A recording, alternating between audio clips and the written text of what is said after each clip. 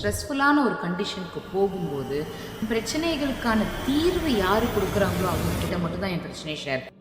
என்னோட recommendation to all mothers and women out here is please form a support system. ஒரு safe ஸ்பேஸை create பண்ணுங்க. நீங்க டிப்ரெஸ்டா இருக்கலாம், டிப்ரெஸ்டா இல்லாம இருக்கலாம், ரொம்ப ஹாப்பியா கூட இருக்கலாம், அதை பத்தி பிரச்சனை இல்லை.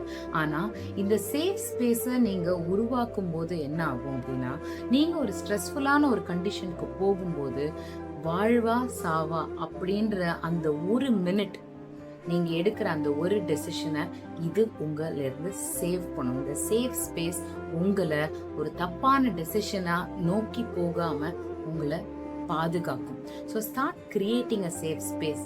இப்போ ரொம்ப வருஷமா அன்டில் 3 years பேக் நான் என்ன யோசிச்சேன் அப்படின்னா, என் பிரச்சனைகளுக்கான தீர்வு யாரு கொடுக்குறாங்களோ அவங்க கிட்ட மட்டும் தான் என் பிரச்சனையை ஷேர் பண்ணணும் அப்படிங்கிற ஒரு தாட் இருந்தது.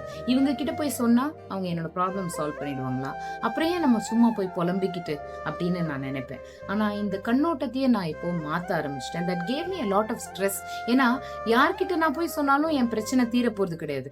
நான் யார்கிட்ட சொல்றது? அவங்க கிட்ட சொன்னா புரிஞ்சுக்க மாட்டாங்க, அவங்க கிட்ட சொன்னா எனக்கு சொல்யூஷன் கிடைக்காது, இவங்க கிட்ட சொன்னா அவங்க என்னை கிண்டல் பண்ணுவாங்க அப்படின்னு நான் நினைச்சு எனக்குள்ள ஸ்ட்ரெஸ் ஆகிட்டது தான் ஜாஸ்தியே தவிர்த்து எனக்கு அதுக்கான ஒரு தீர்வே கிடைக்கல. ஸோ இப்போ நான் 2 வருஷமா நான் லேர்ன் பண்ணது என்ன அப்படின்னா, ஒருத்தங்க தீர்வு கொடுக்க முடியுதோ முடியலையோ அது செகண்டரி. நான் இப்படி ஃபீல் பண்றேன் அப்படின்னு ஒருத்தங்க கிட்ட சொல்ல முடிஞ்சா, அவங்க அதை சேஃபா ரிசீவ் பண்ணாங்கன்னா, உங்களை ஜட்ஜ் பண்ணாம, உங்களுக்கு எந்த அட்வைஸும் பண்ணாம அவங்க அதை காது கொடுத்து கேட்குறாங்க அப்படின்னாலே that itself is a great release. Start creating a safe space and a support system. ஃப்ரீயா இருக்காங்க, அன்அவைலபிளா இருக்காங்க அப்படின்னா, நான் சப்போர்ட் சிஸ்டமும் இல்லை அப்படின்னு நினைக்கிறவங்களுக்கு